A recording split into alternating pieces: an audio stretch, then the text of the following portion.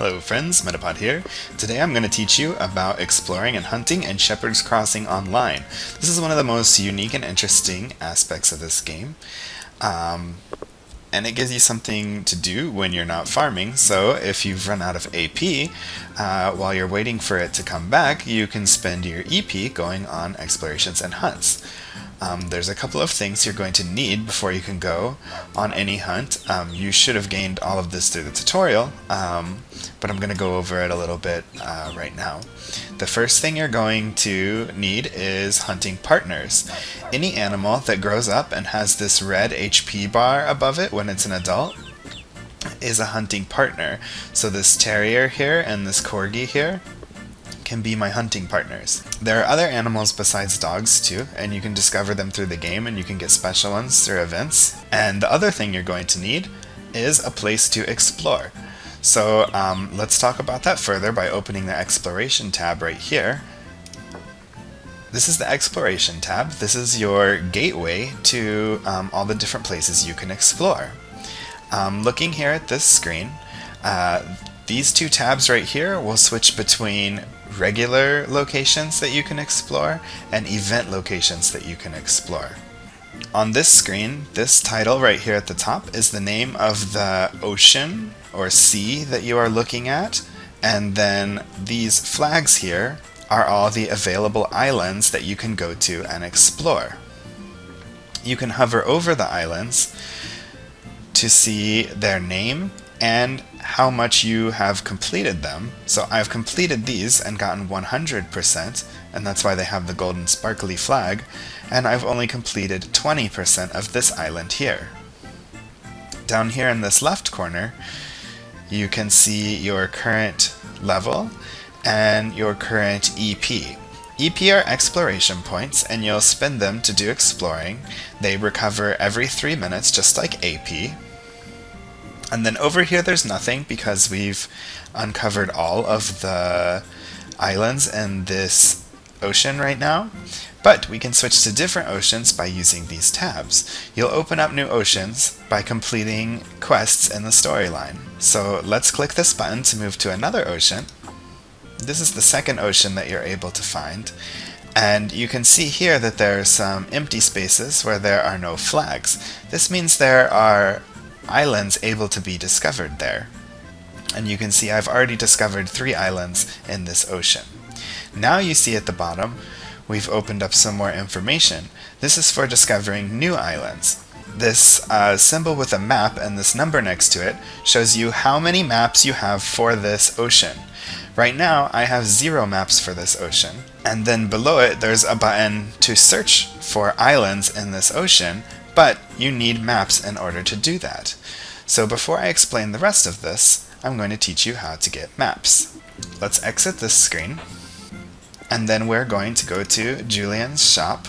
In Julian's shop, he has a space just for maps. We can click it here, and then you see there are 2 different types of maps we can make. You can unlock different types. You will need to make a map that has the same name as the location or as the ocean that you're searching for. So these maps are for the first ocean, and I've already discovered all the islands there. These maps are for the ocean that I'm currently working on, where I had 2 islands yet to be discovered. If you click it, you can see the requirements you need to build this map. You usually get the map pieces by completing quests.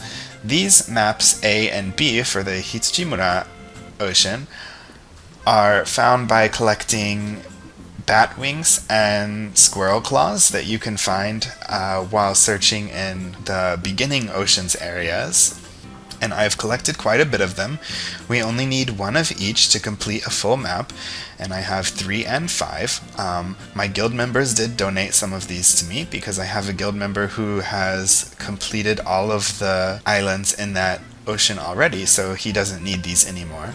So he gave me a few, and I had some on my own. So I can complete 3 of these maps now, so I'm going to go ahead and make 3 of them, and then we will complete them.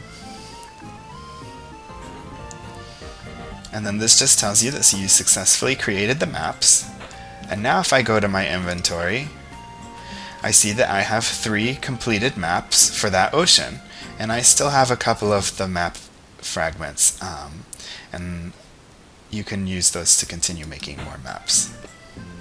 So now let's go back to the map exploration screen, and here we are back in this ocean, and now I have 3 maps. I can click this button in order to search for a new island to explore, and hopefully I will open up one here or here. Now let's look at the information about the map searching. This first number here says 85%. This is your chance of finding an island by using a map. Then this second number here that says plus 0%, this is a bonus modifier that you can add on, so if you want to have higher than an 85% chance, you can add to it by using binoculars here. You can get binoculars in a few ways. One of the ways is by using PO metal alchemy and sheepstone alchemy, and you can get them as special treasures for quests and exploration treasures and things like that too. If you want to use your binoculars, you can click here and it will add a binocular bonus, and now I've added a 5% bonus, so I have a total of 90% instead of 85%. You can also reset this if you don't want to use your binoculars anymore, and now I've gone back down to 85%. Now if you want to search for a new island, all you have to do is click the button and it will use up one map and search for the island. So let's search and see if we can find a new island. It will ask if you're sure you want to, and then you can click yes by clicking the green button, and we will search, and it seems we were not able to find a new island. So click OK. We still have 2 maps, so we can try again, and we'll say yes. Oh, and we have found a new island this time. You'll hear a fanfare and you'll see a picture of an island, well, like a silhouette of an island here, and sometimes there are funny pictures and unique pictures, and click OK. And now you'll see we have a new area added to the map here. And since we still have another map, let's go ahead and try and see if we can find the last island. Oh, we didn't find the island. It looks like we'll have to get new maps. Alright, I'm out of maps, so I'm going to start exploring now. I'm going to go back to this beginning area because I'm raising new dogs, and it will be easier to show you how to explore using a kind of easier place to explore. So I'm going to go here to this second island. When you go to an island, you can see the name of the island up here. This one is just called Second Island. And then you can see the different locations within the island that you're able to explore. These locations are called Checkpoint 1, Checkpoint 2, Checkpoint 3, Checkpoint 4. You can see their name in the blue center box down here when you hover over them. You can also see some information about the locations in that same blue box. The first thing says Checkpoint 4, that's the name of this location. The second thing with the 3, that's how many areas are within this location. And you'll understand what an area means when I show you how to explore in just a moment. And the bottom number, 10, shows you how many exploration points you'll need to spend in order to explore that area. You can also see over here, there's a treasure completion page. This will show you how many of the treasures you have found in this island. And this final box is the special treasure that you receive as a reward for finding all of the treasures here. So you get a gun if you find all the treasures here. And you can see in this first island you get a smoke bomb. And then in this third island, which I haven't completed, the treasure is a mystery silhouette. Of course it looks like a dog, so it looks like we're going to get a puppy if we can find all 3 of the treasures here. So far I've found none, and I've only cleared 1 location here, so I still have a lot to go because it looks like there are 5 locations, or checkpoints. It looks like they're all called checkpoints. That might be a better way to refer to them as checkpoint. I thought maybe that was just the name on the one specific island, but So let's go back to the second island, and I'm going to go to checkpoint 1, which looks like it's in a forest here, and show you what exploration looks like. You did do a bit of this in the tutorial, so if you've gotten this far, you are somewhat familiar with this, and I'll explain it in a bit more detail now. So let's go here. Before we set out, there's a few things you can do. You can restore your EP with an item, or you can restore your EP with sheepstones, which means spending real money to restore your EP. Above this is just a recap of what we saw in the blue box below. This is checkpoint 1. There are 3 areas in checkpoint 1, and it costs 10 EP to explore. Then down here we can set up our party. You can change which of your partner animals you're using, and then here we can change our accessories, and I'll go over these 2 screens in detail later. And then this is the set off button, so we can click this to start our exploration. Alright, here we are in the forest of checkpoint 1. This is the exploration scene. This will tell you how many of the treasures you found on this island. We've already found them all. This here will tell you your current progress in this location or checkpoint. It will tell you which area you're on and how many areas there are total here. So we're in the first area and there are 3 areas total. And this will tell you how far we are going through the current area. So we've made 0 progress through this area, and when we get to 3, we'll be finished with this area. On the left here, we just see this is checkpoint 1, and below we have the commands that we can use to explore.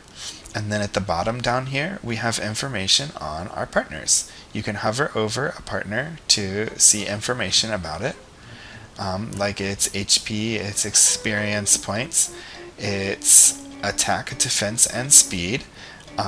They're in that order, so the left number, the 14, is attack, the middle number, 6, is its defense, and the right number, 9, is its speed. Then below, if it has some kind of special skills or things like that, those will be listed too, but they don't have any, so I can't really go over that right now, and I've never seen any, so I don't know exactly what you can get. And then we will use our partners to explore. Here we have 2 options. The bottom option while exploring will always be item. You can click this to open your inventory and use items. So we can choose to use this gun now, but I'm not going to. And items have all kinds of different effects. For example, you can get a smoke bomb that will let you run away from a fight in the middle of it and things like that. Items are usually time specific, so you can't use the smoke bomb when you're not in a fight, things like that. This button at the top, when there's nothing else here, just a kind of blank area, this is the continue on button, or the forward button. So we'll click that to move forward. And now you'll see our progress has advanced a little bit, so we're making progress in this area. We're still in area 1, but now we've made 1 progress. And you'll see there's an exclamation point here and some tracks. That means we've discovered an animal. We can hunt this animal and hopefully get some items from it. For example, if it was a bat, we could get a bat fang from it, and that would help us get another map piece. Or if it was a squirrel, we could get a claw from it and get another map piece. And other animals can drop different things too. And you can also sell these items, and we will get experience for our dogs and help them level up if we fight. Now we have 2 options here. Remember, this bottom option is always items. This top option is to close in on the animal so we can go try to hunt it. The second option is to sneak by the animal or ignore it, and we will try to get away without getting into a fight. For the sake of the tutorial, we need to learn how to fight, so let's close in on the animal by using this top option.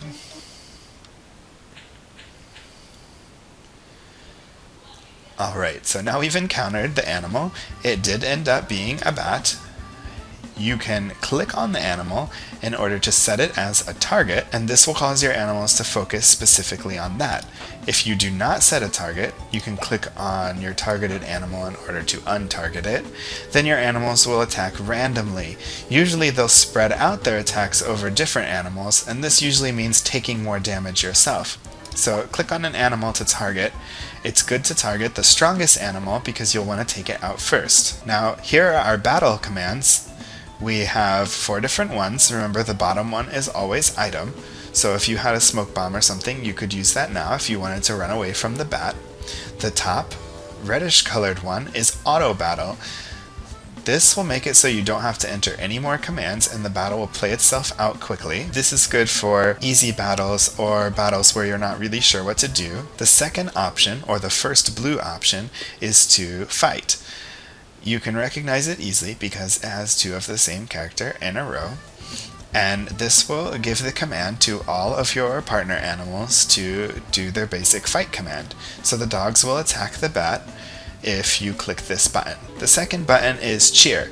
This cheers on your team and powers them up. The cheer option is limited. You can't use it every turn. Once you use it, it will have a recharge time and you'll have to wait so many turns to use it again. There will be a number next to it and you won't be able to select it if you've used it too recently. So you'll have to wait for that number to count down and then it will be available again. So we're going to fight this bat by clicking the fight option, and then the dogs and the bat will take turns attacking each other. The enemies will usually attack at random, but it also seems like they'll gang up on your weaker dog more often, or your weaker partner more often, so be very careful when you have animals that are low on HP. You might want to stop exploring. The animals will attack in their turn order based on their speed, so it's a good idea to learn what types of speeds the enemies have. Now this bat is almost finished, so we should be able to finish it off with one more attack safely. And our corgi has defeated the bat, and you will see we got some experience points. We got a total of 21 experience. This is for bonus experience here, 0. Sometimes you can get clan perks that can give you a bonus, and maybe there are items that can give you a bonus too, but we don't have any, so we got a total of 21 experience. 11 experience was given to our terrier, and 10 experience was given to our corgi. And they both leveled up. There was a little level up thing that floated by earlier. And now terrier is level 3, and our corgi is level 4. Over here, these are the items that we were able to find. We didn't find any items while fighting this bat, but it is possible that the bat can drop an item such as a bat thing, and we can use that to get pieces of maps. So we can click this green button to continue on, and we'll get the level up screen now that we leveled up. So our terrier has leveled up. You can see it went from level 2 to level 3. This is its maximum level, which is 5, so when it reaches level 5 it will stop leveling up. Then you can see its HP, its max HP, was raised by 2, its attack was raised by 2, its defense stayed the same, and its speed went up 1. So these are max HP, attack, defense, speed. And click OK, and we'll see our corgi leveled up too. And you can see it has a little better stats, but it's also level 4 instead of level 3, and it has a max level of 10. This is a little better dog that you don't get until later in the game. So let's go ahead and click OK to move on, and now you'll see that the enemy is defeated and there's nothing ahead of us, and we go back to having the option to continue on or use an item again. One last little thing I want to note is over here you'll see this little arrow. You can click this to pull out a menu where you can change the options and toggle between full screen and not full screen mode. So let's go ahead and continue, and you'll see we've run into yet another enemy that we can hunt. So let's go ahead and close in on this one.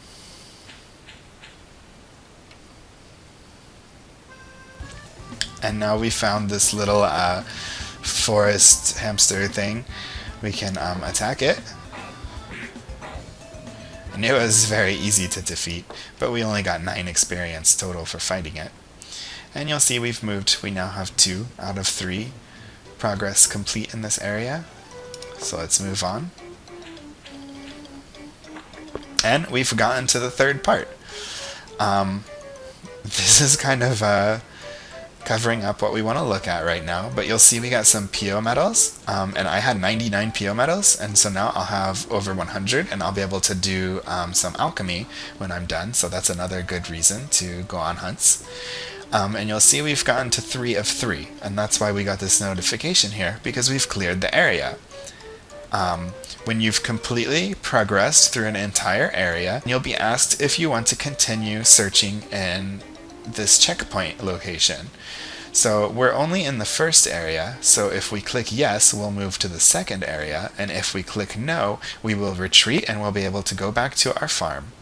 This is a good option if you notice that your partner animals are getting weak and you don't want to risk their health by continuing further. But our partner animals look pretty strong still. They both just leveled up, so their HP was restored, and they're a little stronger, so we should be able to continue fighting. So let's go ahead and continue. Now we've moved on to area 2. And here's our PO Meadows still. We can go ahead and continue past it. And we found another animal, so let's go ahead and close in on it. Oh, and this time it's a squirrel. Let's fight the squirrel. And the squirrel has dropped a claw. This is great because we can use this claw to get another piece of the map. Oh, here's something interesting. We've got a little notification here, and you can see the squirrel is facing away from us. This means that we successfully snuck up on the squirrel. And that means that both of our animals will get to attack before the squirrel gets to attack us. In other words, we get like a bonus turn. This can happen in reverse, where your animals don't notice the animal sneak up on it, and you'll get attacked before you're able to do anything too. So we'll fight it, and you'll see the squirrel was none the wiser, and we got both of our attacks in before it could do anything. Now sometimes when you defeat an enemy, you'll notice there's a treasure sitting behind it. This is a special treasure that you'll get just for defeating that enemy, and we got some more PO medals. Now, when you clear all of the areas in one checkpoint location, you'll be returned to your farm, and it will show you all of the items that you found during your adventure. And you can click on them to see more details about them. And you can scroll through the different ones that you found, and you can just click OK, or click this X up here to leave this screen. And then I have cleared a quest now, and that was because I found that squirrel claw thing, and it gave me a piece of the map A, and this is for that second ocean that we were looking at before. Now you'll have to go to your mailbox in order to get all of the items that you found through your adventuring. When you're in your mailbox, there are a few things you can do here. You can select multiple items, deselect them, and perform actions on all of the selected items. This here will check everything that you can see on the page and uncheck it. If you want to sell items, you can check the items you want to sell and then click this sell button here in the middle.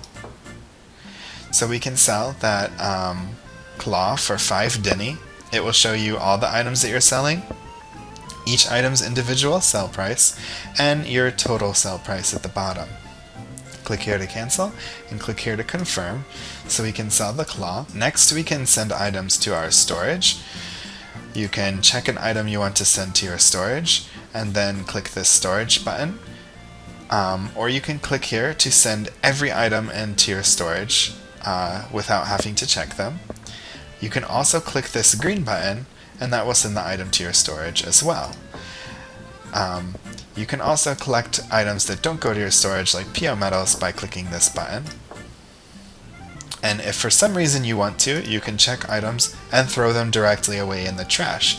Usually it's better to sell them, but if for some reason you can't sell them and you don't want them, you can trash them that way. I want to collect my PO medals. Now you can see here on our farm that your partner animal's HP is reflected in this bar here.